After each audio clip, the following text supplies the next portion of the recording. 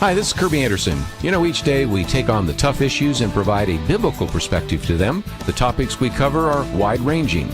Apologetics, theology, prophecy, creation and evolution, intelligent design, marriage, family, child-rearing, the millennial generation, trends in society, politics, economics, business, religious liberty, the Constitution, public policy, foreign policy, military policy, tensions in the Middle East, abortion, homosexuality, pornography, sexual ethics, media, technology, history, and America's godly heritage.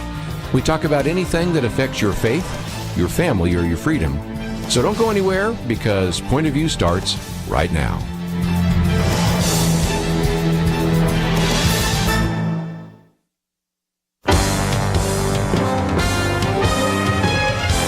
Across America, live. This is Point of View.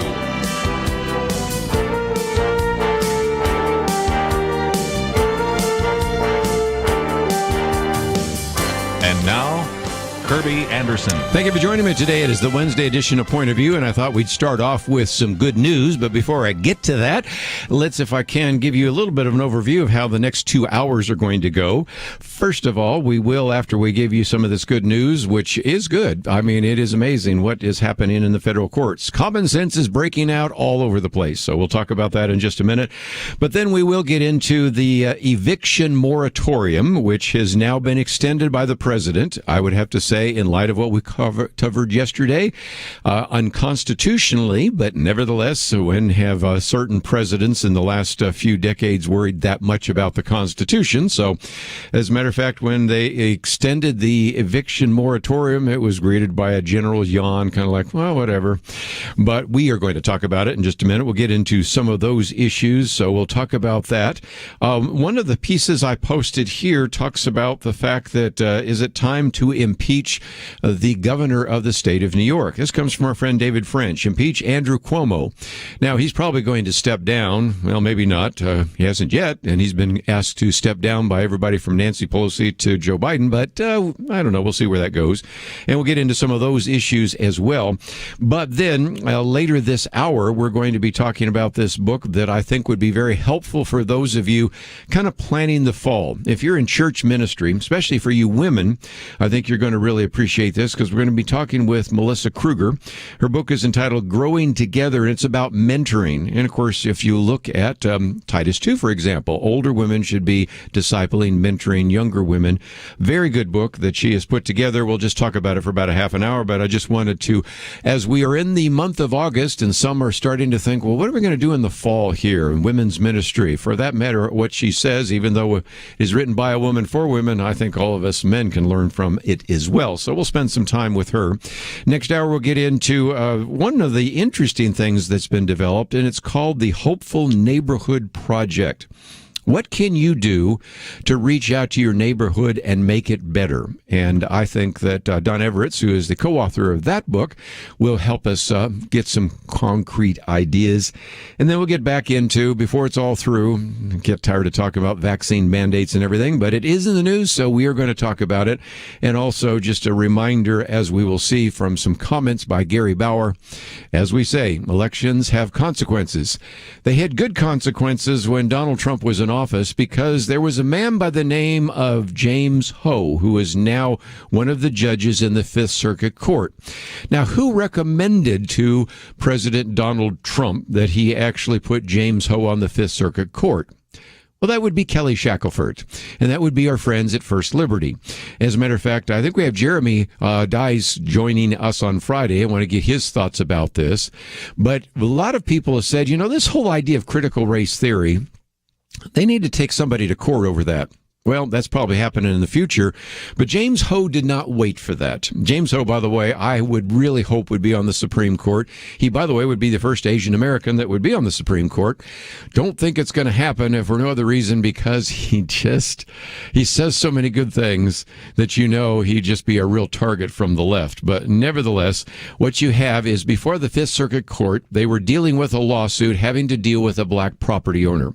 The facts don't matter that much in the case. race as much as they were trying to use something that could be considered equity, which is one of the key buzzwords of critical race theory, to promote this idea.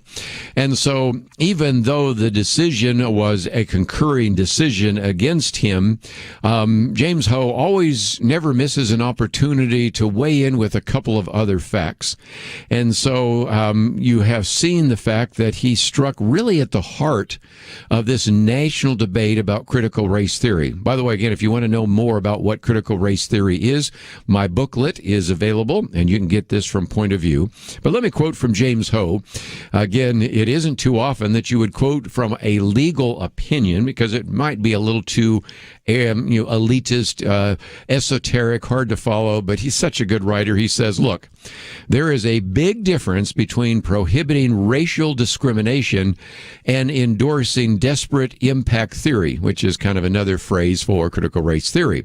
It's the difference between securing equality of opportunity, regardless of race, and guaranteeing equality of outcome based on race.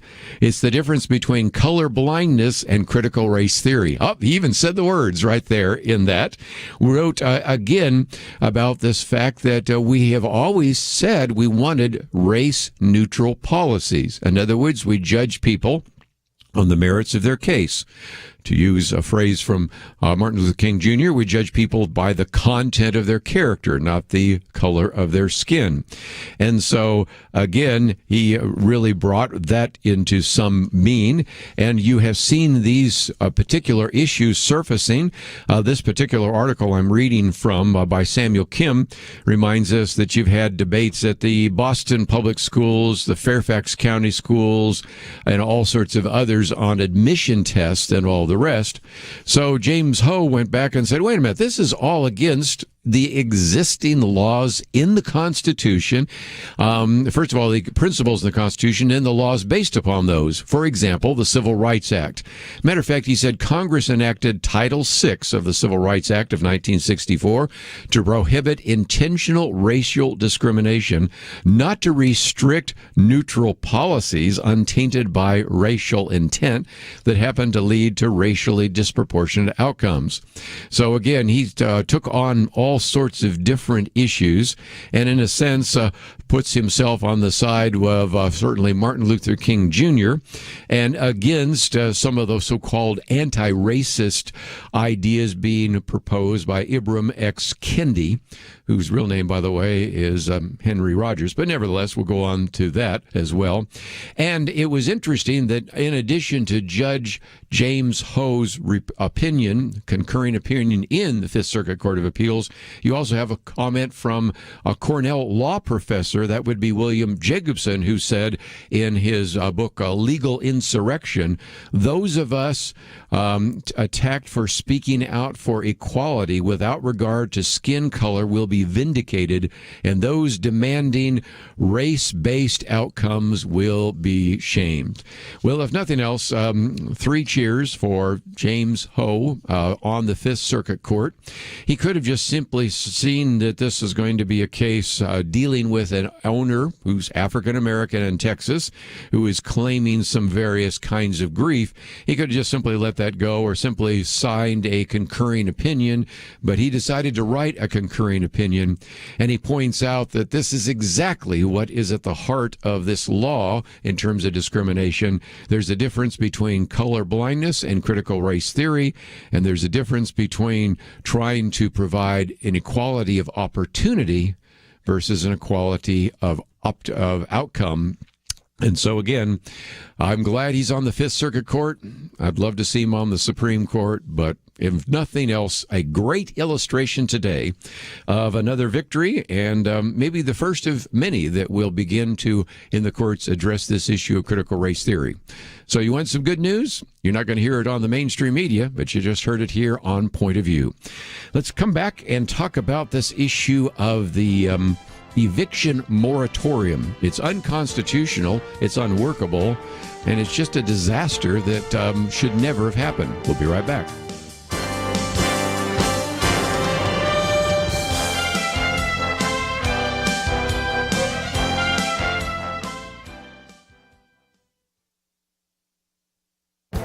This is Viewpoints with Kerby Anderson. Back in 1996, Samuel Huntington wrote The Clash of Civilizations and the Remaking of the World Order. He predicted the current conflict between Islam and the West. In my book, Understanding Islam and Terrorism, I show how this clash of civilizations has had a profound impact on missions. In the past, countries that were close to the gospel tended to be communist countries. Even so, there is still a significant amount of Christian growth in countries behind the Iron Curtain and Bamboo Curtain. With the collapse of the Soviet Union, many of these countries are now open to the gospel more than ever. Meanwhile, persecution of Christians remains in China. But a new phenomenon has emerged. Muslim countries are now the most resistant to the message of Christianity. Mission work is limited or even non-existent in many of these Muslim countries. This, I believe, represents the greatest challenge for missions in the 21st century, reaching the Muslim world for Christ. Samuel Huntington also predicted a growing conflict between Western universalism and Muslim militancy. In other words, the conflict is between liberal Western democracies and Muslim countries. This presents a major challenge for Christians trying to reach Muslims. When they see the West with its immorality and decadence, they reject it and Christianity. After all, they reason, these are Christian countries and this is what they produce. Therefore, we should be quick to point out, as Christians, we also disagree with much of what some of these countries produce. Whether we are missionaries overseas or missionaries in our backyard, we need to begin to understand the nature of Islam and bring the message of the gospel to the Muslims we meet. I believe Samuel Huntington is correct in his analysis, and we should begin to understand the changing world around us so that we can be more effective for Christ. I'm Kerby Anderson, and that's my point of view. For a free copy of Kerby's booklet, A Biblical View on Anti-Semitism, go to viewpoints.info/antisemitism. Viewpoints.info/antisemitism.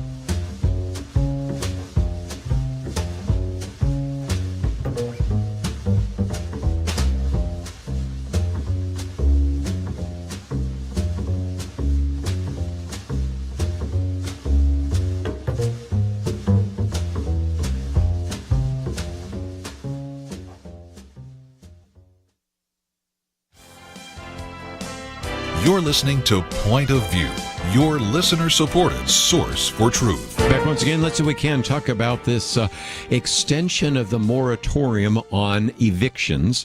And I want to spend most of my time talking about the constitutional issues associated with this and the fact that even what the president said last night, knowing full well that it is not going to stand muster, those are his words, he did it anyway, which I think tells you a little bit about just the complete disregard for the Supreme Court and disregard for the Constitution. But before we get to that, let me just, first of all, address the issue, because the argument for the moratorium of evictions comes from the Center for Disease Control. And the argument that they made, not assuming they were even making a legal argument, was that if you had if you evicted tenants, they might move into more crowded living conditions, or they'd become homeless, and that would thus spread the infection. First of all, there wasn't any evidence of it at the time. There is even less evidence of that right now. But okay, that's the argument. It's not a great argument, but it's certainly trying to use again the possibility of the virus to change our laws. Have we seen the use of the virus to change some of our election laws? Of course. I'm going to get to Merrick Garland, who's the Attorney General, a little bit later, maybe the next hour. And there always is this convenient excuse. But let's just talk about the damage that has been done.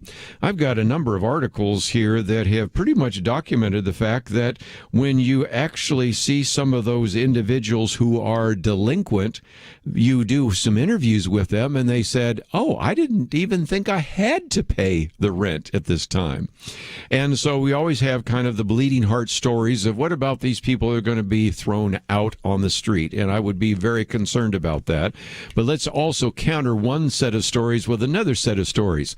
How about this one? Your elderly parents have had this house for years. You had to move them into assisted living, and you decided that instead of selling that house, you would rent it out, and the income you make for it would not only pay the mortgage, or maybe the mortgage paid off, maybe at least pay the taxes, and you could use that to supplement the income to keep your parents in an assisted living situation. But the individuals sitting there, knowing that they cannot be evicted, decide they're not going to pay their rent, and they're not going to pay you. You still have to, of course, pay taxes. You probably still have to pay for the utilities, whether it's lights and electricity or heat or water and all the rest, and they're not paying it. You might say, yeah, but a lot of these people own huge apartment complexes. Well, yes, they do. And some of those people might be really awful landlords. Some might be a lot nicer.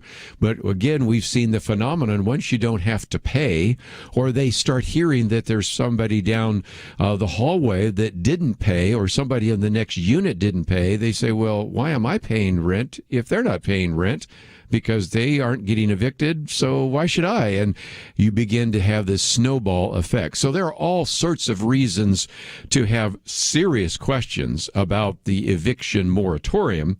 But let's come back to the legal challenges, because we do have the United States District Court in the District of Columbia that actually argued that the CDC actually exceeded its authority in issuing and extending a moratorium. And they also noted at the time that for many small landlords whose obligations continued throughout the pandemic, they had rents that were uncollected, and concluded that many of those landlords would never be able to collect those overdue amounts. So on both a constitutional argument as well as just a practical legal argument, they felt that that was the case. Lest you did not understand what we talked about yesterday, I did point out, obviously, that there was an attempt to just simply end the moratorium by the Supreme Court, but at the last moment, Brett Kavanaugh, joining with John Roberts and, of course, the liberals on the court, decided, well, since the moratorium is going to be up by the end of July, no harm, no foul. But the Supreme Court did rule in that particular case that indeed this was already unconstitutional. And the Constitution makes it very clear that the federal government and the Supreme Court ultimately have to abide by and make the supreme law of the land. And judges in every state are bound by that. Congress is bound by that. And the president is bound by that as well. And so last night on television, President Joe Biden actually went back and, as one of the individuals said, not only kicked the tires, but double, triple, and quadruple checked whether the order was legitimate. And all the legal scholars he'd spoken to told him that his executive order, his order to extend the eviction mandate, would not pass constitutional muster, but he was going to be doing it anyway, which has led to at least one individual, Charles Cook, who we've quoted before, as saying Americans must ignore the new CDC eviction moratorium. Now, if you think about it, that's kind of a chancy deal, because if you go and look at the rule, which is amazing to me, this moratorium says that if an individual landlord or landlords break the law, which is ultimately what they say is their moratorium is the law, potentially they could be fined up to $100,000 and 1 year in jail if the eviction does not result in death. But they could be fined up to $250,000 or $250,000 and 1 year in jail if the evicted person dies. So again, is that the law? The answer is no, it's not. And again, if you are going to at least argue that the Supreme Court has ruled on this, and it has, they only kept from actually removing the stay, but they did rule that it was indeed unconstitutional. And again, quoting from this particular piece by Charles Cook, the Constitution tells us that the federal government makes the supreme law of the land, and the judges in every state shall be bound thereby. Typically, this means that the courts of all sorts are obligated to follow the rules that have been set or delegated by Congress. In this case, though, courts are not obligated to follow anything because they're bound by what? The supreme law of the land, which came down from the Supreme Court. Which then means what? Well, Charles Cook fills in the gap, which means that the associated fine is $0 and the jail term is 0 days. The Supreme Court has ruled that the CDC has exceeded its existing statutory authority, and Joe Biden, who ordered it to continue, knows full well to do so, and even last night acknowledged that this will not probably pass constitutional muster, but they should at least continue using this to buy some time. Which brings me to my final point. Okay, what do we do? Well, if we just allowed the reality to hit, there's a couple things. First of all, that would require that then renters and landlords would have to work out something. They may not get paid for those past months that they didn't pay, but they could work out some kind of payment plan. You might say, well, didn't we provide rent relief? Oh, yes, we did. Well, at least your representatives did, and so they voted for it. Well, then what happened? Well, the bureaucracy has been sitting on it, and I've looked at those numbers once again. Interestingly enough, in the waning days of the Trump administration, they provided in December $21 billion, and then you have, again, another $25+ billion in March under the American Rescue Plan. You can add up the numbers, and it ends up being about $47 billion. If you listened yesterday, you heard me say something very interesting. $47 billion technically in the Treasury, and $3 billion is all that has actually ended up in the hands of landlords who could use that as rent relief, or in the hands even of renters. $47 billion is sitting out there, but only $3 billion has been allocated. And again, if my math is correct, and I'm sure it is, that's 7%. 93% of the money that was allocated is still sitting there. Lots of times you ask, why is it, did Congress move so slowly? Well, you think Congress moves slowly. How about the administration? A lot of you are still asking, why is it we have not gotten final approval for the vaccine? Because the FDA moves really slowly. Although yesterday I did mention that they said they're going to speed that up. We'll see. And then, of course, here, much of this money probably is in the Department of Housing and Urban Development. Well, then you would think that if Ben Carson were still the Secretary of Housing and Urban Development, he'd be trying to motivate some people, kick some people in the posterior to get it done, but that doesn't seem to be happening either. So the reality is that sooner or later, and it might as well be sooner, this moratorium should end, and renters and landlords need to get together.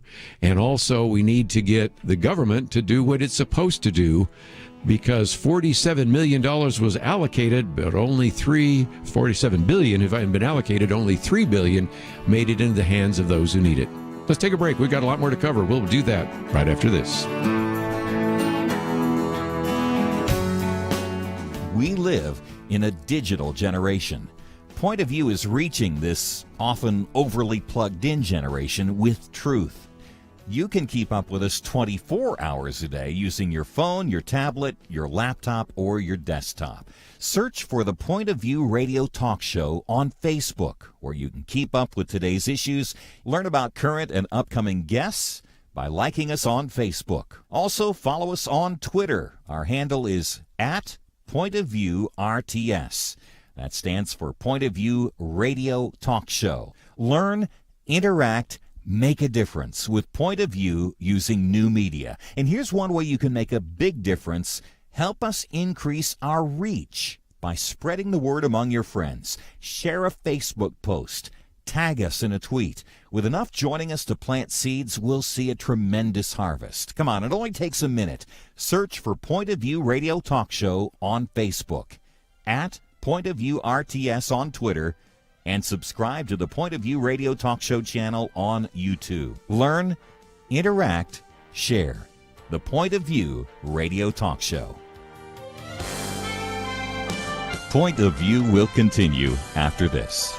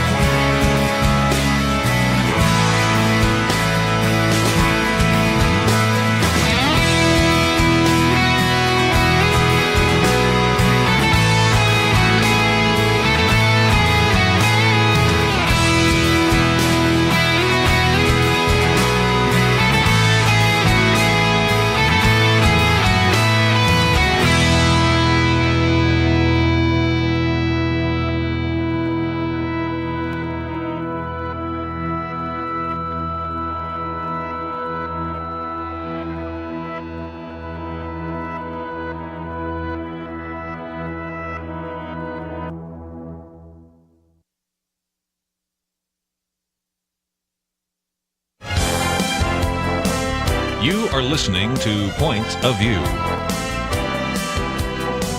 The opinions expressed on Point of View do not necessarily reflect the views of the management or staff of this station. And now, here again, is Kerby Anderson. You know, as we approach the fall, I think some of you might be looking for some material that would be very helpful in terms of discipleship and even this idea of mentoring, which we've talked about so often here on Point of View. So I wanted you to know about this new book by Crossway, Growing Together, Taking Mentoring Beyond Small Talk and Prayer Requests. And of course, in Titus 2, we were talking about older women discipling younger women, and we'll get into maybe the difference between mentoring and discipling. But I think you're going to find this book very helpful. 11 different chapters, 200 pages, great material, and it is written by Melissa Kruger. She is an individual that serves as the director of the Women's Initiatives for the Gospel Coalition. You may be familiar with some of her other books. That would be The Envy of Eve and Walking with God in the Season of Motherhood. And if that last name sounds familiar, yes, she is married to Michael J. Kruger, who is the president of Reformed Theological Seminary, and joins us now by phone. So, Melissa, thank you for joining us today here on Point of View. Thanks so much for having me today. Say hello to your husband as well. We've certainly appreciated his good work. And let's, if we can, get into this. I guess the obvious question is, when we talk about mentoring, there is a lot of overlap between mentoring and discipleship, but in some respects, you're trying to help us understand how to use that in a context, especially of women's ministry. Can you help us out? Absolutely. And you're exactly right. I would almost like to say that mentoring is a subset of the larger umbrella of discipleship, if that makes sense. So, you know, we can be discipled sitting in the pew at church on Sunday. We're learning things about God, you know, we're growing in our faith and all of that. And so mentoring is just a specific form of discipleship, if you want to put it under the big umbrella of discipleship that happens in our lives. And I think it's really interesting that it's particularly commanded from older women to the younger women by Paul. You know, here's a pastor saying, hey, I want to make sure this is happening in the church, that older women are helping younger women grow in the faith. And so that's what the book's about, is how do we actually do that? Because I think a lot of women hear that and they're completely intimidated. Older women that I know think, what do I have to tell anyone? You know, it's almost like the older we get, the less we think we know anything. And so they feel almost more intimidated to mentor a younger woman. And so what I tried to just create with this resource is a pathway for that to happen, to help women know how to walk one-on-one with another woman and have deeper spiritual conversations with one another. You know, when we have various men on, especially Promise Keepers, we talk about mentoring. When we had Diane Pattison on and others, we've talked about it for women. But I see a universal situation in which we have a lot of young people that would like to be mentored, but the older generation saying, what do I have to offer to them? We do a millennial roundtable, and I think to a person, they would say, where I am today, being able to speak on this particular forum is due in part to older men or women that have come alongside me. And so it brings us to our first chapter. We need one another. I think after this year of the pandemic and lockdown, I think we finally realized that, you know, you really can't do church online, and you really can't develop body life by keeping apart. We do need each other if indeed we're going to grow spiritually, aren't we? Absolutely. I think, you know, we all had that experience of being out of church for so long, and I don't know how you felt when we first went back. I was thinking, oh, it's so great. Even if it's just singing together, you realize it really sounded bad with our family of 5 trying to sing the songs to the TV. And so it's such a delight to be around other believers. But I think especially when it comes to discipleship, we need the concepts of Scripture with flesh on them, you know, in some sense. So I can hear in Scripture that I'm to be kind and loving, but I need to see that lived out. And, you know, we do that as embodied people, and we look to other people to show us, oh, that's what gentleness looks like when you discipline your children. And we really learn by seeing it put into practice. We know we should do these things, but it's by seeing another person do that we often learn so much more. Let's see if we can talk about expectations, because, again, we want to have reasonable expectations. And it's one of your shorter chapters, but it's, I think, very crucial, because you need to come in with a set of reasonable expectations and really understand what the goal might be. That's right. I think sometimes we can look at older people, one, and think that they have everything figured out and probably have no sin struggles of their own, and their marriages are perfect, and all of these things, which, one, I think any older person could tell you, life doesn't get easier. Our sin patterns sometimes just get more entrenched and harder to fight the older that we get. Right. But, these older people don't feel like they have it all figured out. They're still struggling in their lives with things like busyness and feeling like they've got too much to do. And I think it helps if younger people can have a right expectation. Oh, this person is actually giving of their time to invest in me. So it matters that I'm on time, and it matters that if they've kind of given me homework to do, that I actually do it, that I put in what I can. Because the reality is, no older person can make you grow spiritually. Only God can do that. And honestly, how does he do that? He does that through means of grace. So we have to be in the Word ourselves. We have to be putting ourselves in a position of prayerfulness. And a mentor can help us with accountability, but at some level, if we're going to grow spiritually, we're going to have to take hold of the means God has given us by which we grow spiritually. And so they can't, just being around someone isn't going to, make you grow in your love for the Lord.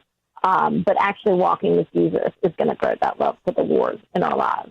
Let me just mention that we have a link to melissabkruger.com. We also have a link to Facebook page, Twitter, and all of the rest. And just before I go on, let's talk about how this is structured, because in addition to these 11 chapters, you have a section on Before You Meet, practical tools to help you grow. Then While You Meet, questions for discussion, and anywhere from 6 to 10 questions there. And then Until You Meet Again, growing. And so there are some opportunities for individuals to study this individually, but one of the reasons I wanted to feature this here in August is a lot of people are starting to think, okay, what are we going to do for the fall? And if you really want to focus on mentoring and discipleship, this would be a great resource. And then at the end, you have a whole section of recommended reading and various kinds of studies that individuals can do. So it's really kind of an attempt to provide almost everything so that if somebody wanted to get this book, order multiple copies, they're ready to go, aren't they? That's exactly right. I wanted to make a curriculum, so to speak, so that an older woman and a younger woman could meet together and talk about spiritual concepts. And so basically the chapters give you what I hope to be a springboard to conversation. So one chapter is on God's Word and being in it. And so I hope that each person would read that chapter, and then the older woman could share some insights, and the younger woman could share some, how she's interacted with God's Word and what it's meant to her, that it would just be the springboard for spiritual conversations to happen. So rather than just, sometimes I think we can get caught up in, how's your week? And all we talk about are the circumstances of our lives. And so I'm hoping this will help us go deeper and talk about, how's your prayer life going? Hey, what are your sin struggles that you're struggling with? How's your contentment? Where are you serving in the church? I hope that it's going to lead us into places I think we all want to go, but sometimes we don't know how to get there. I might just mention as we're coming to a break here that there's chapters on prayer. For example, pouring out your heart to God, which we just talked about. Of course, sharing the good news and evangelism. When we come back, maybe we'll get into family and friendships, temptations, service, discernment, a lot of really good practical material. But in addition to that, a whole set of recommended reading. And even when callings clash, what about submission and some of these issues that are rarely addressed? It really is an attempt to be a very practical way to look at these kinds of issues. So again, if you find yourself saying, well, I would like to know a little bit more, we do have a link to Melissa's website, so you can certainly follow that there or contact her in case you'd like to have her come and speak. This book just came out in June, so you should be able to find it in your local bookstore. But if you cannot, we have a link so that you can get it both in paperback and Kindle. Of course, you can contact her and find out more of the resources that are available, maybe even to have her come and speak. And if you'd like to follow her blog, that is something we also make available at the website, which is pointofview.net. So when we come back, let's pick out maybe one or two sections, maybe talk about friendship, family and friendship, and temptation. If we have time, maybe we'll get into the whole issue of discernment, which I thought was a very good chapter, and one that we are talking about quite often here on Point of View, mentioning some of the same books that we have been talking about, and certainly wanting you to bring as much as possible a biblical worldview so that you are thinking biblically about every area of life. We should take every thought captive to the obedience of Christ, and so this is one more opportunity to do that in a structured way that will help you grow in the Christian faith. Let's take a break. We have more to cover right after this.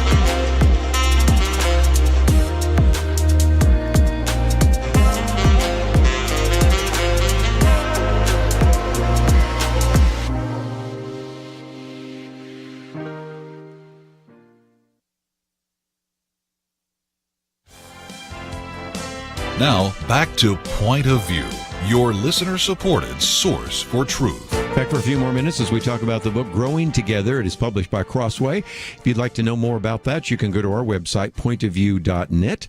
Melissa with us as we're talking about Growing Together, taking mentoring beyond small talk and prayer requests. And that's why I wanted to focus on family and friendship, because it gets into that issue of small talk. Get women together, lots of words, lots of details. Very quickly, it can be telling all the stories and beginning to provide even even sometimes like a data dump of, here's the problem with my kids, here's the problem with my spouse, here's the problem with my neighbors, my parents, whatever, sometimes can even turn into like a gripe session. But the reality is, the reason we do these areas of discipleship, have people in small groups, is to impart biblical wisdom. So it does seem to me that one of the things you talk about in this chapter is wisdom for life, and we need to be thinking about how do we move beyond the immediate difficulties, problems, frustrations, into being able to get God's perspective on family and friends. Absolutely. I think you're right. It's very easy to want someone in our lives that's almost kind of just someone we can complain to about everything. And sometimes we can be really reticent, actually, to take the wisdom from an older person in our life. And so the hope in how these chapters are structured are to look at the problem, to look at the biblical realities about how we're supposed to interact with each other, and then how do we walk by the Spirit and do this? So not to become kind of legalistic, but how do we actually take hold of the power of the gospel in our lives to live differently in relationship with one another? Because it's impossible, really to love others well in our own strength. But because Christ is alive in us, that his Spirit is in us, we can live in radically different ways. We can be patient, we can be kind, we can be loving, we can be gentle. The fruit of the Spirit, it's interesting, we often talk about fruit being our success in ministry, but actually the fruit of the Spirit in our lives is love and joy and peace and patience and kindness and these things exhibited in our homes and in our workplaces and everywhere we go. That's what we're trying to grow by walking with others. That's the spiritual fruit we're looking for and hoping to see as we walk side by side with one another. And that is going to take a lot of time with Jesus and the Word and prayer and watching him do what we can't do in our own strength. And I think older people can kindly, continually point us back to God's Word and back to prayer as the means by which we're going to change and grow. So good. And again, you even have sections there asking if you're dealing with the need to forgive somebody or dealing with envy or arguing or a number of others, because you're really wanting to get into some of those practical issues and not just make it a gripe session, not just a time in which you can complain to individuals, but okay, how can I see this from God's point of view? And I wanted to jump to the chapter on temptation, in the world but not of it, because you are reminding us that we're trying to live this out in a world that is really tempting us. And I'm not just talking about the obvious ones like sexual temptation or even financial temptation, just in terms of the way we spend our time, our resources, of course, even how we spend our money.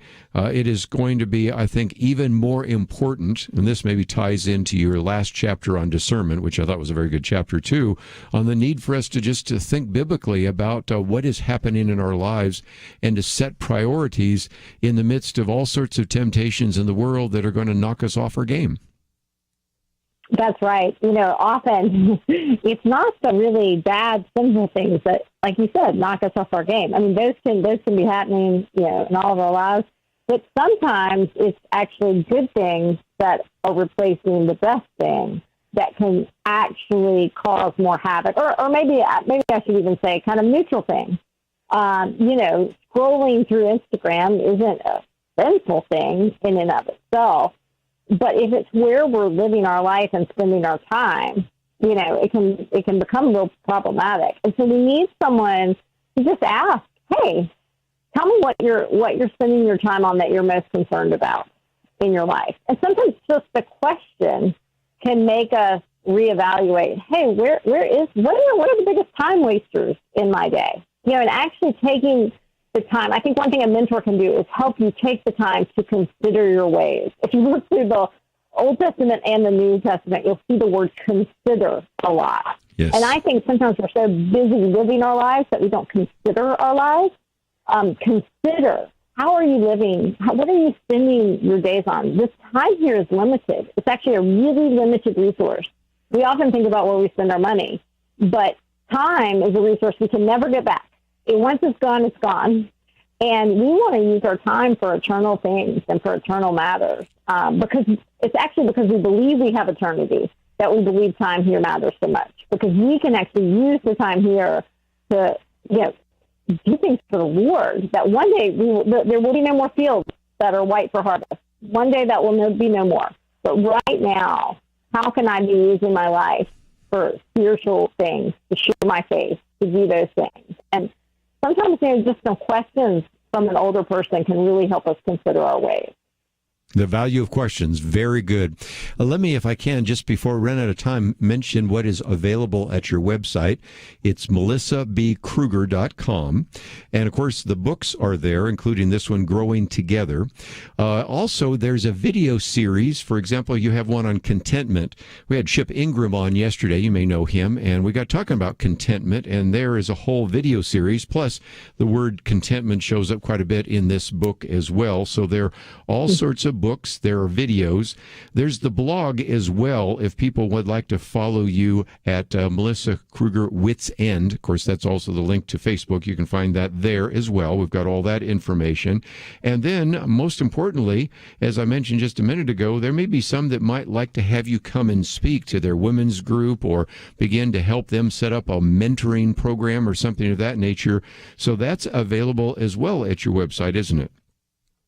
Yeah, you can find all of those things at the website, and I'd love to hear from you. And it's great to get to talk about these things, because I do believe Jesus built the church by first investing in 12 men, and then look at what the world has changed because of that investment. And so I think as we invest life by life, it makes a huge impact on the world that we will maybe never see. But that's how God has always built his church. And so it's exciting to think of one woman mentoring one woman every year. The world would be changed if we just did that slowly and patiently, investing in one another. Again, 11 chapters, about 200 pages. Great material, endorsed by Nancy Guthrie and a number of people we've had on the program here as well. Published by our good friends at Crossway. Growing Together, taking mentoring beyond small talk and prayer requests. That's important, but it goes much deeper in that. Each one of the sections has some suggested questions, some things to do before you get together, some questions for discussion, and then even until you meet again. So there's some great material in this book. It's almost plug and play. So if you wanted to start in the fall with this, you could get this copy of the book and a couple others and get started. And of course, if you have any questions, of course, you can contact Melissa. We have that link on our website. So thank you for joining us today here on Point of View, and thank you for writing the book. Thanks so much for having me. It's been great to chat. We are going to take a break, and when we come back, we're going to change directions a little bit. The Hopeful Net Neighborhood. There's this Hopeful Neighborhood project. We've been talking about how to mentor individuals. What kind of impact can we have on our communities? I think a lot of us are concerned about our neighborhoods. That is your Jerusalem. So what are you going to do about that? Before you talk about Judea, Samaria, and the other parts of the earth, what about your own neighborhood? We're going to come back and talk about that with Don Everts. All that coming up right after these important messages.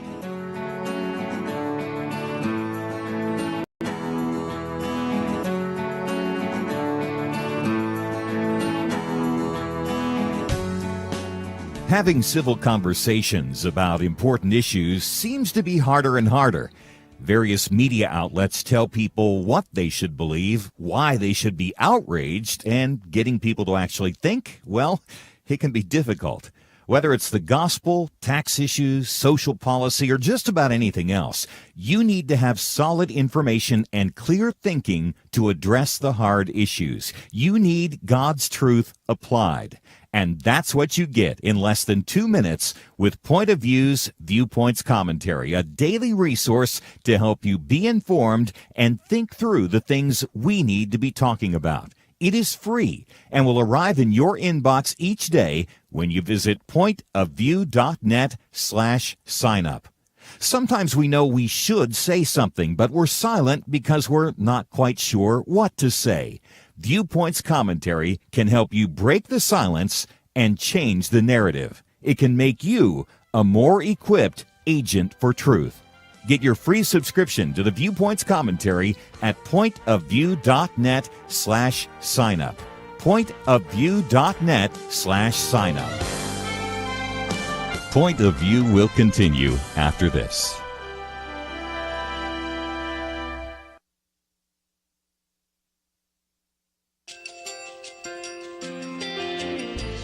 I just want to thank you so much for all the wonderful programming you have. You're just absolutely fantastic. I recently started listening to Point of View, and I really found it interesting because of the different subjects you cover. Thank you for that. I really appreciate everything that you do in keeping us informed. Thank you, Kerby, for everything that you have been doing. I appreciate all the work that you're doing, advocating for the Word of God. Thank you so much. Point of View, I think, is absolutely necessary because it's a Christian perspective, a biblical worldview perspective, and receive very current, up-to-date information about what is really going on, week to week in our culture, which is changing so rapidly, and yet it's morally sliding backwards. Yeah, I'm just, first of all, I thank you guys. Y'all's program is wonderful, and enjoy it every day. I learn so much every time I listen to it. Point of View Radio Talk Show.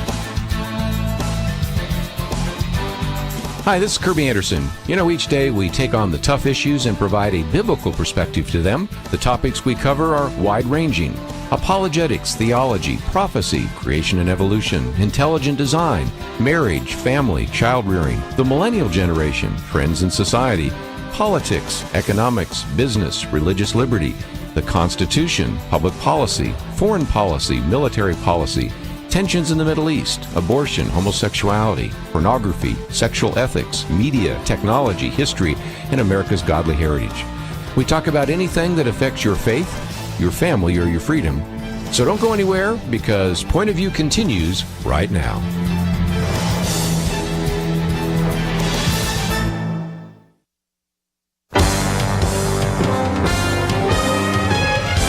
Across America, live. This is Point of View.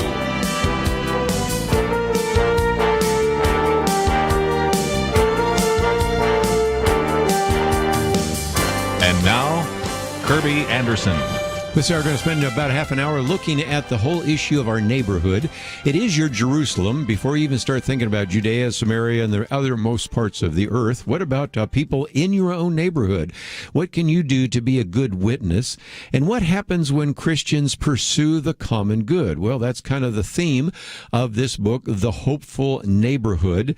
And then I also have with me here the Hopeful Neighborhood Field Guide, 6 sessions on pursuing the common good right where you live. These are resources that have been out for some time, and they're published by our good friends at InterVarsity Press. But I wanted you to have a chance to hear about some of these, so we're going to be talking today with Don Everts. He is a writer for the Lutheran Hour Ministries, really spent the better part of 3 decades really helping those, not only in college campus, but in the local church, to become good stewards of some of the resources they have. You may be familiar with some of his books, like, for example, The Reluctant Witness, The Spiritually Vibrant Home, The Power of Messy Prayers and Loud Tables and Open Doors. Love that. And then, of course, the one we're talking about today, The Hopeful Neighborhood, What Happens When Christians Pursue the Common Good. And, of course, I also am holding up right here the Field Guide, which is a little bit easier, and it's also made to be kind of a workbook for you to work through. So, first of all, Don, thank you for joining us today here on Point of View. Kerby, it's great to be with you. You know, you point out that we live in a world where Christianity is no longer kind of in season, to use Paul's phraseology. We still recognize that there are more believers in the United States by percentage than in many of the European countries and the rest. But we are more of a little bit of a post-Christian culture. But it does seem to me that if we are good neighbors, I'm sounding like Mr. Rogers here, but if we are good neighbors, we're going to stand out, because that is something that is needed in a world that is focused on self, a world where there is not the community that really we can hopefully find within the church. And so that's really why you've written some of this, because reaching out to our neighbors can be just a great evangelistic outreach and a great witness to the truthfulness of the gospel. That's right, Kerby. It's kind of a win-win situation, because when we pursue the common good, we can dive into the biblical call to do that, how the church has done that for 2,000 years. When we pursue the common good, we're blessing people, right? We're loving people. We're living as humans as God has designed us to live, lifting others up. But what the scriptures indicate and church history tells us is that when we do that, it draws attention to God. You know, think of Jesus in the Sermon on the Mount when he's, let your light shine. He said, let people see your good works, and they will give glory to your Father who is in heaven. So there's something about our manner of life. There's something about the way we live. And I would say, especially when Christianity is, quote unquote, out of season, there's something about our loving manner that is unexpected and grabs people's attention and is sort of the original apologetics. It was Origen in those first centuries of the church who said, the whole world is like a theater, and they're all watching us Christians to see how we behave. And in that time, he said, to see how we respond to persecution. Yes. And so there's something about pursuing the common good that is a win, because it's loving people, it's lifting others up, which we're designed to do. And it is a way of showing the good news indeed. Very good. Let's, if we can, talk about kind of the attitudes we should have. You do focus on the possibilities, and there's two ways to look at it. Deficit-based, what's missing, Yes.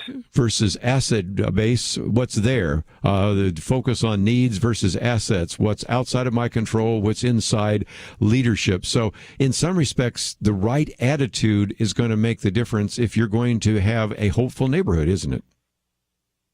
That's right. Are we, the Bible tells us that God gives us the things that we need. He resources us. In the garden, he blessed Adam and Eve. This word barak was used there, which means like to empower someone. So he empowered us for our creation mandate to do what we were called to do. And so we can know as we look around, even though, I don't know what neighborhood you live in, but all of our neighborhoods have wonderful gifts and assets and people who are gifted, even if there may be a lot of problems in the neighborhood. And so rather than having this viewpoint that says, boy, here's all these problems with my neighborhood, maybe we can import, some experts, have them parachute into the neighborhood to make a difference.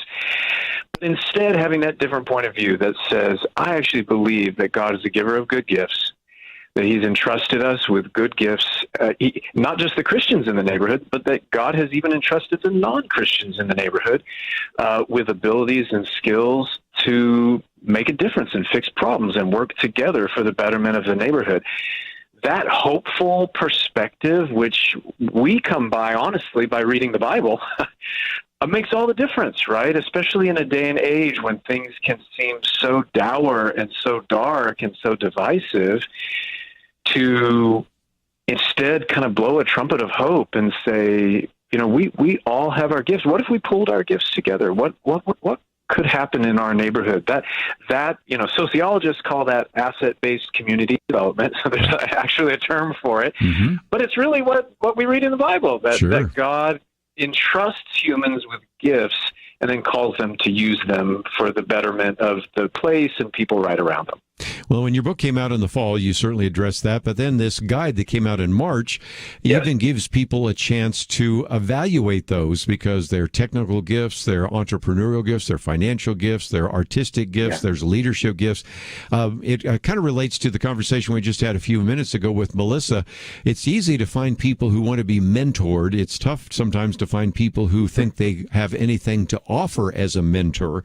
But if you do this assessment, your own personal assessment and your neighborhood assessment, you're going to be discovering, we got a lot more gifts than we realized. It's kind of a game changer when you look in the mirror, right? And so that's why we created these tools to help lay people, based on what we learned on the research. People want to make a difference, they just don't always know how. And so we created the Every Gift inventory so people can be discovering the gifts they have. We created this neighborhood gift map so people can just kind of take fresh angled looks at their neighborhood, just kind of see it with fresh eyes and see the assets that are already there.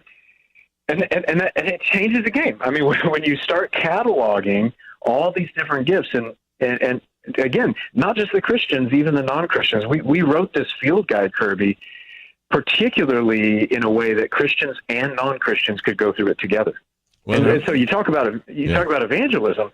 You could gather together a small group of neighbors and say, hey, I want us, there's this field guide that is designed with all these tools to help people kind of come together, discover their gifts, imagine some cool possibilities for their neighborhood, and then pursue it together. Do you guys want to do that together?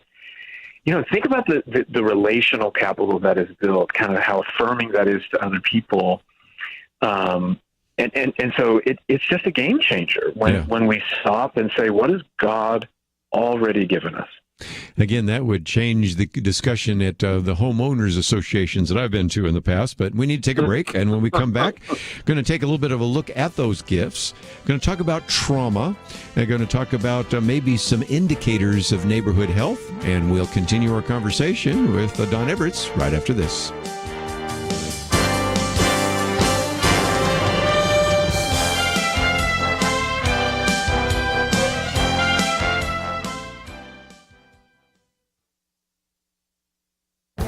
This is Viewpoints with Kerby Anderson.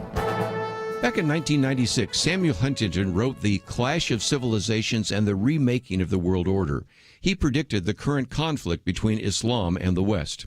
In my book, Understanding Islam and Terrorism, I show how this clash of civilizations has had a profound impact on missions. In the past, countries that were closed to the gospel tended to be communist countries. Even so, there is still a significant amount of Christian growth in countries behind the Iron Curtain and Bamboo Curtain. With the collapse of the Soviet Union, many of these countries are now open to the gospel more than ever.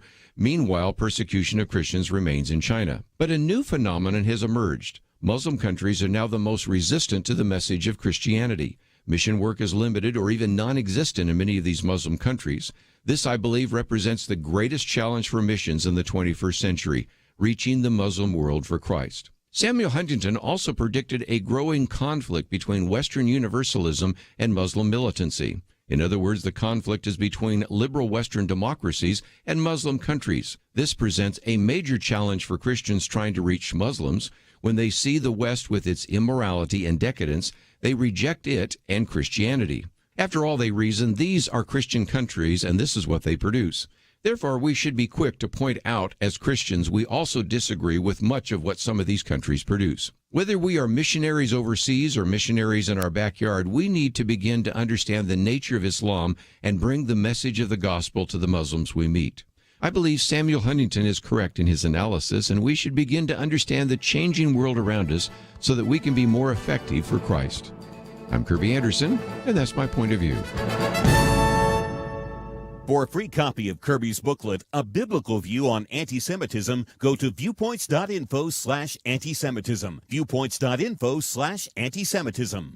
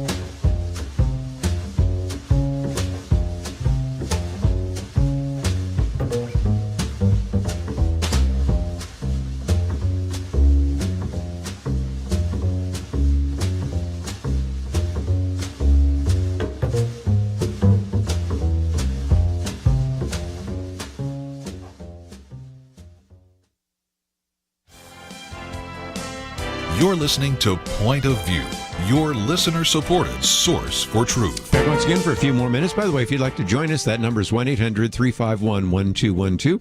At the bottom of the hour, we'll get back into some of the issues in the news, and there are many. We've posted some of those articles. But if you'd like to know more about the Hopeful Neighborhood or the Hopeful Neighborhood Field Guide, first of all, you might be able to find them in your local bookstore, but they're published by InterVarsity Press, and we have information about that on our website and even a link to IVP, so you can find it there as well. Now, first of all, Don, we've talked a little bit about the difference between deficit-based and asset-based kind of approaches. We've talked about the gifts. But then I think the next step is to say, okay, I need to do maybe a little bit more assessment of these. What are the group gifts? What are the private sector gifts? What are the public sector gifts? There's all sorts of other work that needs to be done as well. So can you help us through that process? Absolutely. And, we all know our neighborhoods, right? I mean, depending on how long you've lived in your neighborhood, but we tend to just kind of notice things that we notice. And so one of the tools we developed is this kind of neighborhood gift map to help people kind of just take these different slices of their neighborhood. So to kind of say, like, what are the physical gifts in my neighborhood? The parks, the roads, the streets, the trees, the air, the birds, those sorts of things. What are the private sector gifts, for example? So these would be some of the businesses, some of the privately owned, coffee shops, that sort of thing. Well, what about nonprofit sector gifts? What are the nonprofits that are in play? What are the public sector gifts? The county pool, family things like that.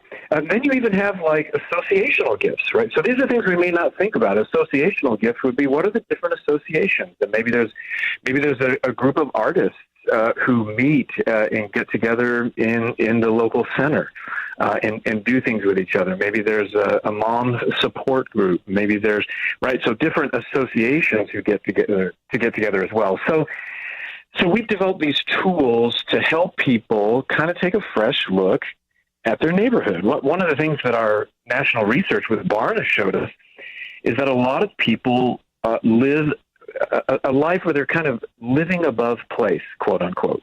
And what that means is that they're living their everyday life kind of without any real attention or connection points with the place that they actually live. Right. I commute over here at work. Yeah. That's right. I commute over here to school. I drive this way to go to church. But the place and people and land right around where I live, maybe I don't notice it very much. So we just came up with some tools based on the research to help people on a more intimate level think about the place right where they live, right where God has placed them. And to look at it, not just, well, what do you like and not like, but what are the gifts? As the examples of which I just gave. And very good examples indeed. Let's talk about history. I grew up in the San Francisco Bay Area, so I understand that when you lived in East Palo Alto, what was going on there. And you began to say, I also, in order to get an assessment of my neighborhood, need to understand its history, which leads you then to talk about what you call trauma, the 3 E's of trauma. Can you kind of take us through that? Because knowing the history sometimes explains a lot, doesn't it? It really does. You mentioned when I was in the East Palo Alto neighborhood, and I had a certain view of things at the time, and the high school there wasn't being used. It was being used at the time as a food bank, and so that felt a certain way to me. But when I started to find out some of what had happened in the neighborhood, right, and so by trauma we just mean an event that has occurred in history that kind of has an adverse lasting effect. And so in that case, in East Palo Alto, I began to understand how when the high school closed down, all the local folks, all of their high schoolers had to be shipped out to a different high school that was across the freeway in a very different kind of culture and cultural place. And so there was a kind of, that had a lasting effect on people. And the people in the neighborhood, a lot of them were black and brown, and their kids were sent to a mostly white neighborhood. And so getting to understand kind of the event that had occurred when the high school shut down and the kids were sent somewhere else, what was that experience like, and what was the lasting effect of that? The reason it's important to get to know things like that, especially for people like me who've moved around a lot, that there are things that have happened in the past that you can't see just by driving around. You have to talk to neighbors. You have to talk to kind of some of the people who've been around in the neighborhood to understand part of the culture that is affecting how community members feel, how they gather together or don't gather together, what they're willing to do, what they're a little more reticent to do. So if you're wanting to make a difference in your neighborhood, it's not enough just to find out the assets. Sometimes you have to dig a little deeper and find out some of what's going on in the neighborhood that you didn't know about previously. Especially if you're not in that neighborhood, because I'm just thinking about the fact I've been on the board of a particular school that we placed in West Dallas, and it was key to have the pastor there and some other key leaders there to really kind of help us understand what would and would not work in terms of the school and all the rest. So that's really key. But I'm going to keep the train moving down the road because I think there's one other part that we really need to cover before we run out of time, and that is the health indicators. How do I know when I'm making a success? What are some of the indicators that I should be paying attention to? And that's kind of the teleology, the end point of what you're doing this for in the first place. Can you help us out with that? Absolutely. I've said a few times, pursue the common good. Well, what is the common good? and what is that? And how do you know if you're actually helping people? And so we developed this tool, again, based on the research called the well-being window. So what is the well-being of a neighborhood, and what makes it up? Well, there's a lot of different. It's kind of like the health of a human, right? Are you healthy or not? Well, my back is a little sore, and my digestive system, is doing this way. So there are a lot of different variables. So there are 4 quadrants in the well-being window that can help you take a look at. And so the 4 are, number 1, the health of the people of a neighborhood. So you can look at their physical, emotional, intellectual health. And there's ways that both subjectively and objectively you can verify, how are those neighborhood health indicators? How healthy are the people? You can look at, in the quadrant 2, the relationships, kind of the health of the relationships. So that's social, cultural, vocational health of a neighborhood. Then you can also look at the environmental health, and then fourthly, kind of the systemic health. What are the health of the systems, like the political, economic, associational systems as well? So kind of 12 neighborhood health indicators. That may sound like a lot, but we've kind of created this neighborhood or this kind of well-being window to help people get just a little more nuanced sense of 2 things. Number 1, the current health of their neighborhood. And then after you've been pursuing the common good for a while, you can assess, have we made a difference? And again, if you want to know a little bit more about all of this, first of all, let me just mention that this is part of what's called the Hopeful Neighborhood Project. It's kind of a collaborative network of individuals really trying to work on these issues. And if you find yourself saying, well, I might want some resources, maybe be able to equip and to even encourage people in my own congregation to reach out, you can go to hopefulneighborhood.org and find out a little bit more. And that is something that I'm hoping our churches will really consider. Each one of these churches in a neighborhood, and just as sometimes individuals live above their neighborhood, churches sometimes live above their neighborhood and fail to recognize that their local community, their Jerusalem, is right around them, and there's a great opportunity to use and to mobilize the people in the congregation to go out and make a difference. So, Don, I think it's a great project, and of course you've worked with Dave Kinnaman. I've known him for a long time. Of course, we interview George Barna on this program all the time, who's no longer with the Barna Research Group, but does some of the same kinds of things.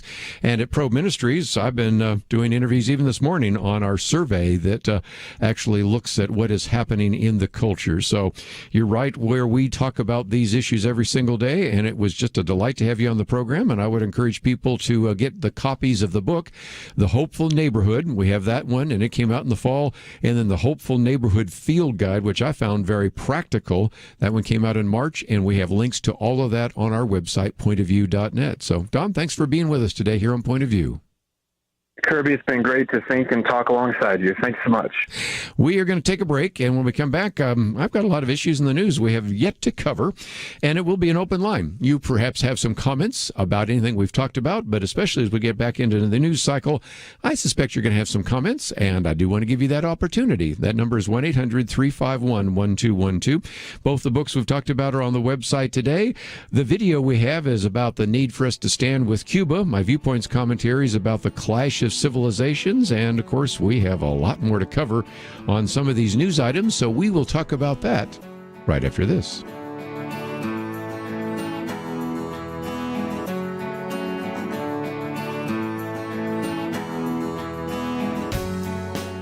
We live in a digital generation. Point of View is reaching this often overly plugged-in generation with truth. You can keep up with us 24 hours a day using your phone, your tablet, your laptop, or your desktop. Search for the Point of View radio talk show on Facebook, where you can keep up with today's issues, learn about current and upcoming guests by liking us on Facebook. Also, follow us on Twitter. Our handle is @PointOfViewRTS.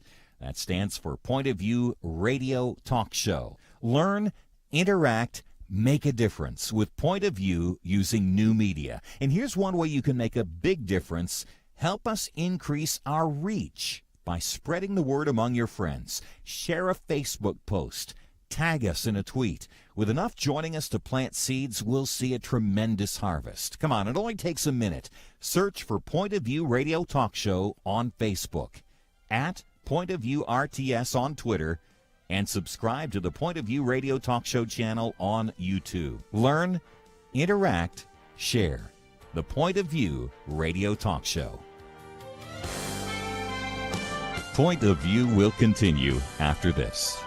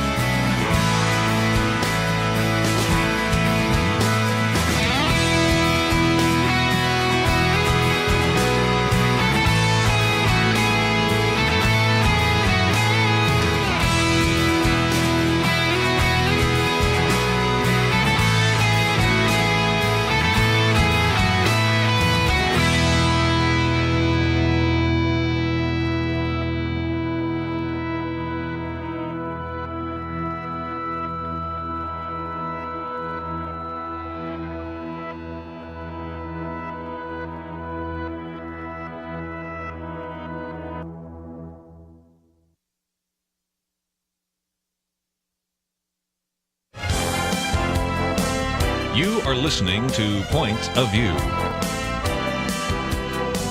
The opinions expressed on Point of View do not necessarily reflect the views of the management or staff of this station. And now, here again is Kerby Anderson. Final half hour, if you'd like to join the conversation, the lines are open, 1-800-351-1212. First of all, let me just mention that we have posted a number of articles that you can find on the website. We have information about the two books, but let me also occasionally direct you to the Facebook page for Point of View. I'll hold this up. I just printed it out a minute ago, and the Facebook page that we have today has a picture, and I would encourage you to get it, and you can probably cut and paste it and put it on maybe your Facebook page or your Twitter feed or whatever you might want to do. Karen put this up, and I found it last night.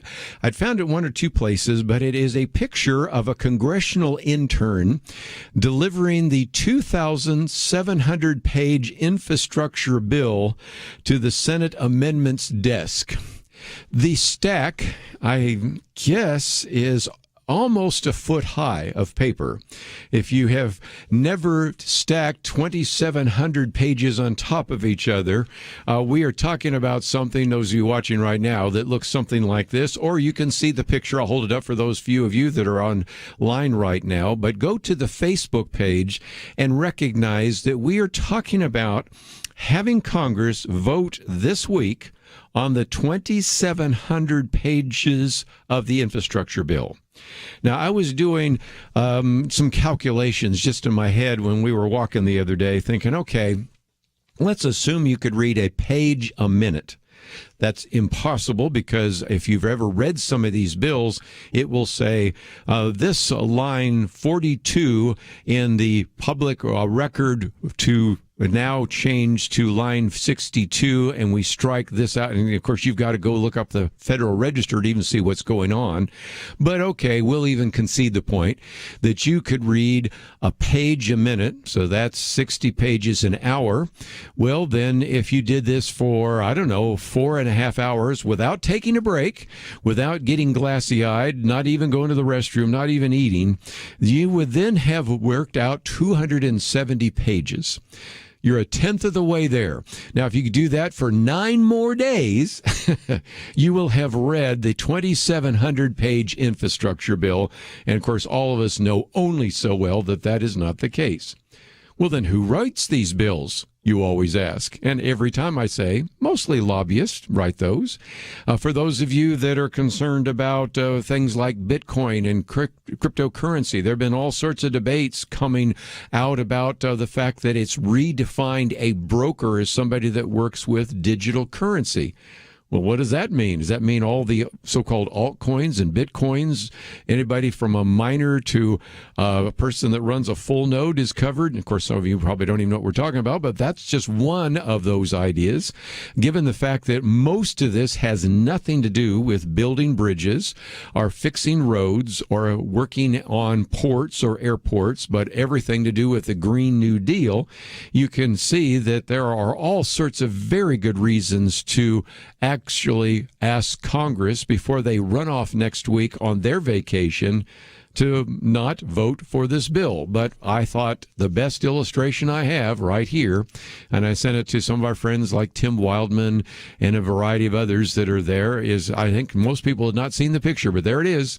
That is what 2,700-page bills look like.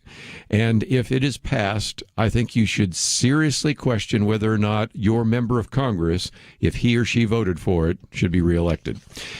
An end to that. But I just thought I would get that real quickly in there, because we do try to post some of these pictures. And if a picture's worth 1,000 words, I think that one is for quite a bit.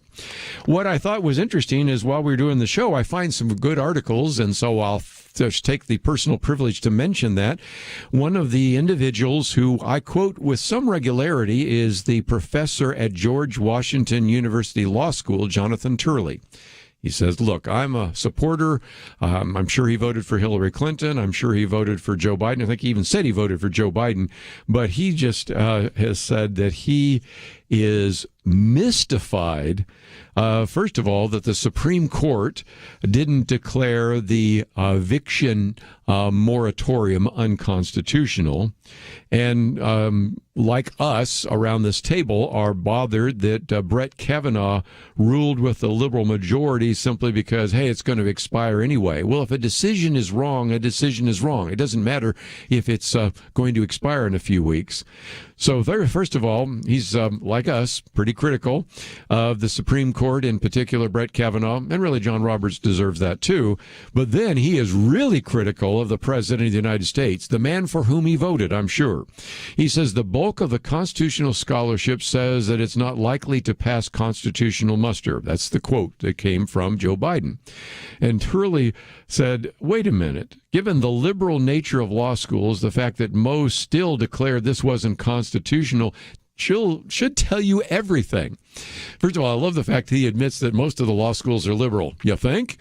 Oh, my goodness. That is one of those stop the presses. You mean there are liberals in the law schools? Oh, yes. That's why sometimes it's hard to find constitutional justices and judges. But nevertheless, he then points out that given the fact you could not find anybody, Mr. President, that would say continuing the moratorium is constitutional, then I'm even more baffled. I'm mystified enough by the Supreme Court, but I'm just totally baffled and harshly critical, if I could use those terms, for the fact that, as he said, President Biden has been stomping on the Constitution, and it's what he said, chilling. Now, it's about as strong as you're going to get. But anyway, I just thought I'd mention that it isn't just those of us that are Christians concerned about this. It isn't just conservatives concerned about this. This was unconstitutional from the beginning. And here we go, in which there's just a collective yawn. 3 cheers, not only for the fact that there are some people that have been speaking out, but even to, once again, Jonathan Turley, who, quite frankly, would not agree with some of the things we talk about here on Point of View. Let me take on, I guess it would be our second article, and this one comes from our friend David French, been in studio with us and by phone, in which he has also pointed out that it would be meaningless to just call for the governor of New York, Andrew Cuomo, to resign. What we need to do is impeach him and remove him from office. Pretty strong statements indeed. But he begins to say that right now you're having people call for him as the governor to step down, knowing full well that probably will not happen. And for those of you that are younger listening to this program, there has been a tradition which has only been broken a few times, where when there's a scandal that affects Republicans, they almost immediately step down and resign. When there's a scandal affecting Democrats, they almost always stay in office. I can think of some more recent examples of that. I think, as we've sometimes have said before, that when you look at President Trump, I mean, he was quite willing to stay in. I don't sure all those were scandals, but again, he was quite willing to stay in office. And Congressman Gates maybe fits in that category. Those are Republicans. But in almost every other case, usually what it is that there's a call for you to step down, and then they don't step down, and eventually maybe they get voted out of office.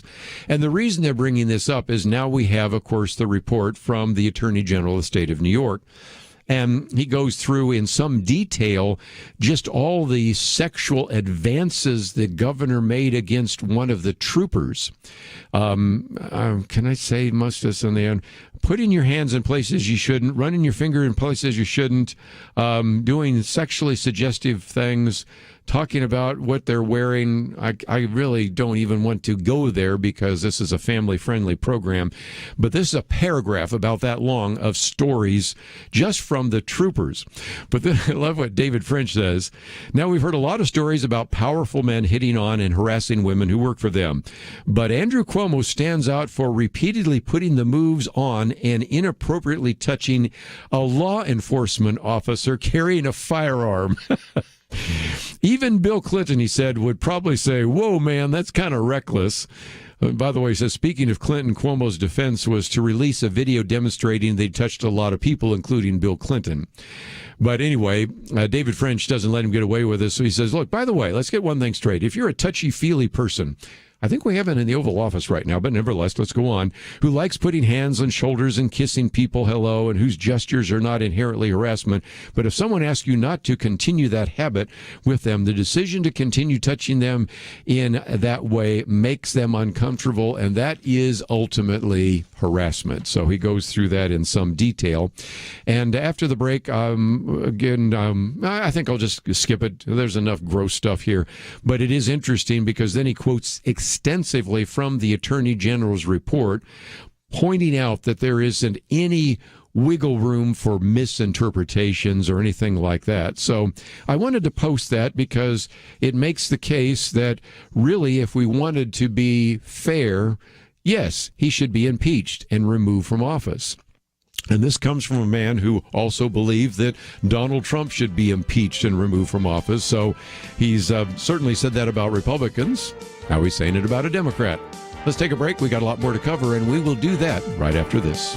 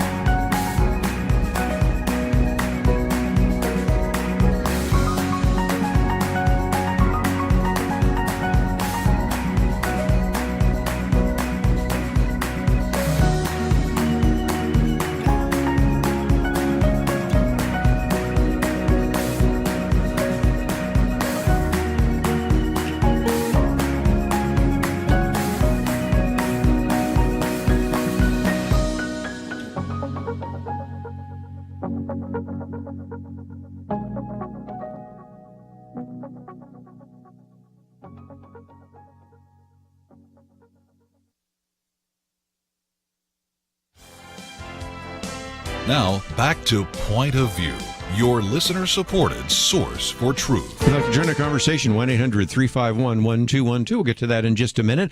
Let me just mention, because our first caller here wants to talk about masks and mandates and vaccines and things of that nature. I thought I might mention that we have posted an article by James Patrick Riley, in which he really has, as you might imagine by the title, real questions about these vaccine mandates and what's going to unfold. And I try to give you some material on all sides. We've had a chance to talk with, for example, Charles Chang, who is actually talking about the need for us to be vaccinated. He's raising questions on the other side.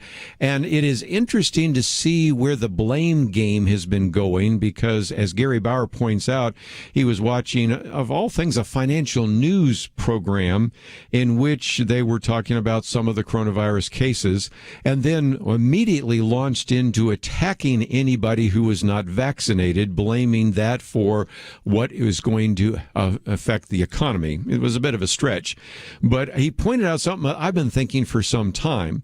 If you really are talking about looking for blame, how about communist China?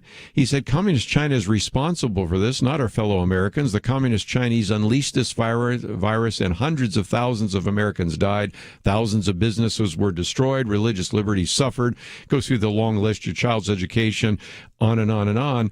And maybe if we're going to show anger, maybe it should be towards China, and yet the amount of animus that has been aimed at the former president, current governors, now the unvaccinated or whatever, is puzzling to me when we know where it came from, we know how they lied about it, and a number of other issues. But that brings us to some of the calls. So let's, if we head out to California, KWTH and Alice, thank you for joining us today here on Point of View.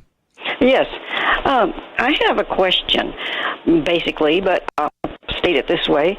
I have a flyer that I received from my daughter. It was from healthyamerican.org, and it says that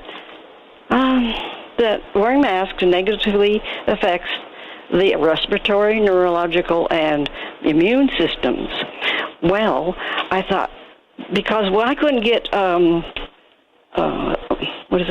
I can't get physical therapy because I wouldn't wear a mask. Well, it's against my particular beliefs as far as this goes. It says in 1 Corinthians chapter 3, I'll start with 15. No, that was the wrong one. 16. Know ye not that ye are the temple of God, and that the Spirit of God dwelleth in you? If any man defile the temple of God, 17. If any man defile the temple of God, him shall God destroy, for the temple of God is holy, which temple ye are.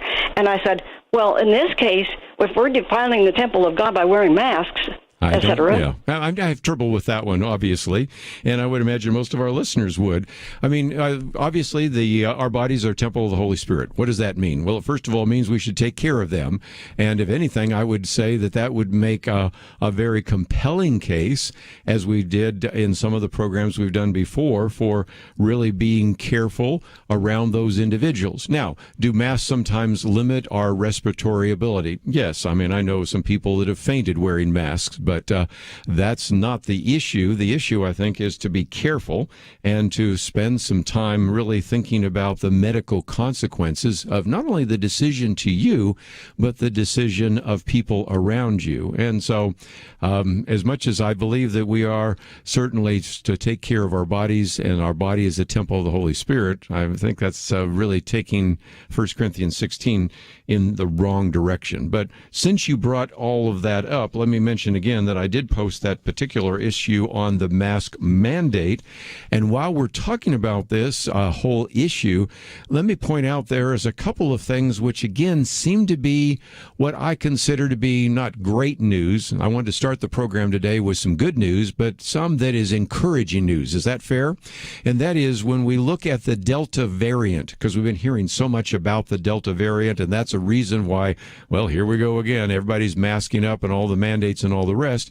If you go and look at the studies that just came out of the UK, that is England, that seems to have peaked and is now declining. Now, there's all sorts of implications you can take from that, but one of those is something we've said around this program for some time, and that is we're just going to have to learn to live with this virus. Why? Because we have learned to live with almost anything else. We've been able to eradicate almost from this planet smallpox, tuberculosis, and a variety of others generally, but even so, sometimes those pop up. But have we ever cured the common cold? No, we haven't. It's a virus. Have we ever been able to get rid of the flu? No, we get a different variant almost every year. So that is going to be just the harsh reality of the fact that anybody who had this naive belief that we would just completely get rid of COVID, no, it's not going to happen. And as Gary Bauer points out, what we see are people moving the goalpost, and that is saying, well, just about the time you think that unvaccinated people would be maybe the only ones to have to wear masks, now we're talking about vaccinated people have to wear a mask indoors, and it's just, we're seeing the goalpost move time and time again. So we'll keep coming back to this, but I just thought you might like to know about what is, I think, somewhat encouraging news out of the UK in terms of the Delta variant, and so that is certainly the case.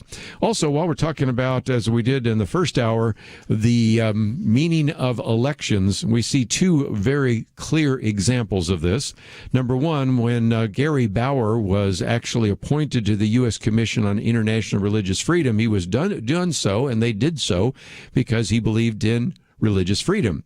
Well, just the other day, President Biden filled the vacancy with Khizr Khan. You might say, well, who was he? You might remember him from the Democratic Convention.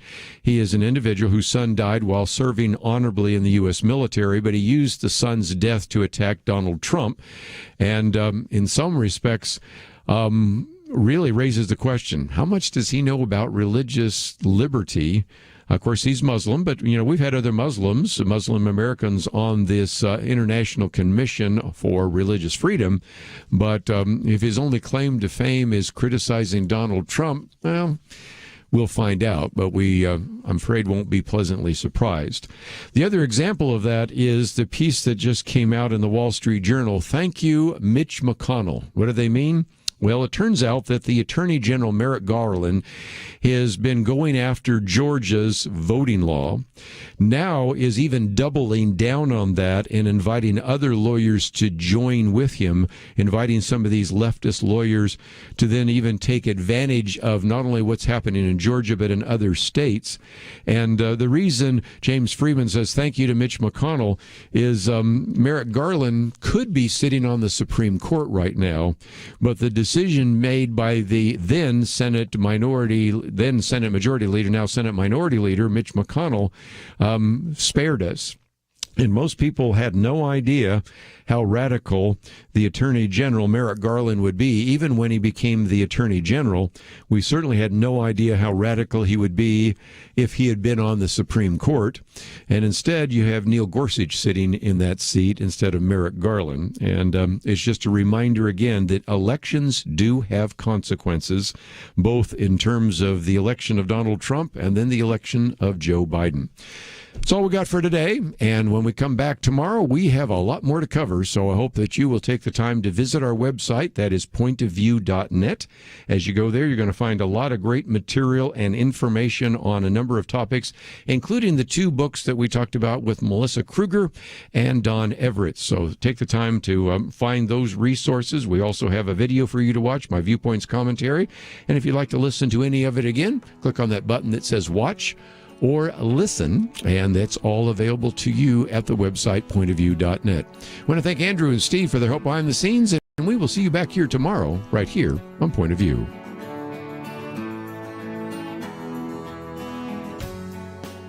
Having civil conversations about important issues seems to be harder and harder.